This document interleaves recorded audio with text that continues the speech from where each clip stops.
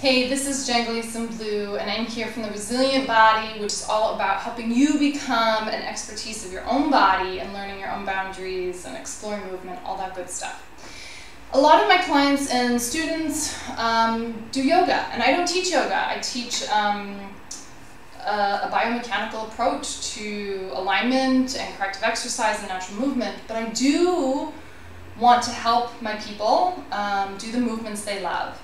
And so child's pose has arisen several times recently as something that needs some bolstering and some support because it's painful, and yet my clients or students want to do it. And then I sometimes teach it as well as a way to open up some of the thoracic area and allow for kind of deeper breathing posteriorly. So if you are having trouble getting into child's pose, or if it hurts, then let's see what we can do to bolster you so that it feels better. So we're going to move through all the different issues with that seem to be pretty common. So let's start with the knees. So maybe child's pose hurts in your knees, and that's likely to be for one of two reasons. Perhaps you need some padding, so the pressure itself doesn't feel good on the knees. So you can add a blanket easily. But maybe this joint angle, your lower leg and your upper leg, that doesn't work for you. So you need to increase that. And so you can put a blanket or some kind of cushion or bolster. It can go further down. It sort of just depends on what your tensions are and where you feel it. So that now when you come into child's pose, there's less strain in the knee.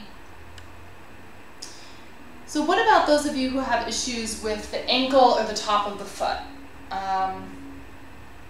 Maybe this does not work for you, and your foot wants to be more in that position. So all you got to do, and you can use a foam dome, that sort of thing. I have another one of these kind of bolsters, right? And so you can see that now the foot is closer to what it would be if you were, say, standing. There's not quite as much openness there through the ankle. So, all right, so we got all this going. And maybe for you, that's what you need, right? You need this lower body stuff.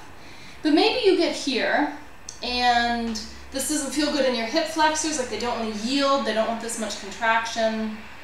Maybe this doesn't feel good in your pelvic floor, like this much flexion, the tucking of the pelvis, whatever it is that's going on for you, and you want to come up a little higher. So easy enough to do. Let's see what we got. So I've got all these huge things, but I've seen people, you can use pillows, you can use sofa cushions. I've seen people use suitcases to bolster. So know that like special studio props, totally not required, right? So then you could come down like this. This could come out further. Right? And so you start to get a little more availability here. You can still feel this openness through the back of the body. And if you want to come up higher, maybe if this is still too much, maybe you want to get something here, closer in.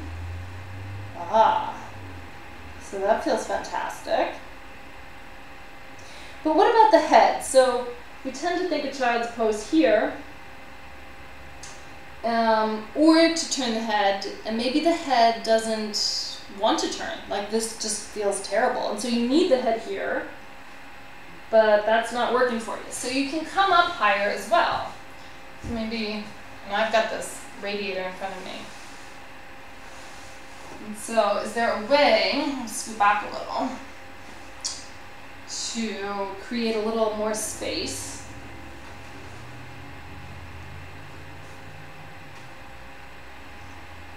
Avoiding that kind of movement. You know what we need? We need something for the chest. There we go. All right. So now I'm able to keep my face down if I want and not feel a lot of compression.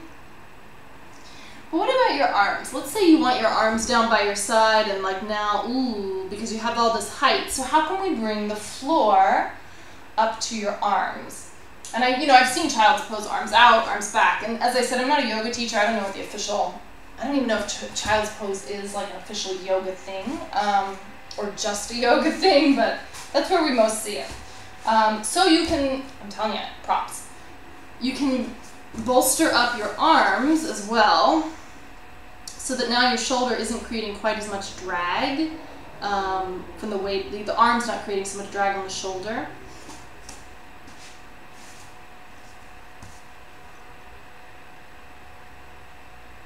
You can still feel that wonderful breathing through the back of the body. All right, so all you need are, a gazillion supplies and approximately 45 minutes to set yourself up in the perfect bolster. But seriously, my guess is that there are just a couple of those things that you need in order to have a child's pose that becomes more accessible to you and that better honors the boundaries of your own body. And that's really the point here. The point is to respect where your body is and gently nudge it toward the direction you want to go, exposing it bit by bit to new loads, this position of child's pose being its own unique load to the body. But you do want to make sure that you're not stressing the system out, you're not creating a lot of discomfort and pain and kind of muscling your way into something like that, so that you can experience some of that change in a more permanent, restorative way. So go ahead, bolster, and tell me what works for you. What kind of bolstering do you find that you need, and were you able to find the materials that you need in your house to construct a bolster that enables you to have a pain-free child pose. That's it for today. Bye.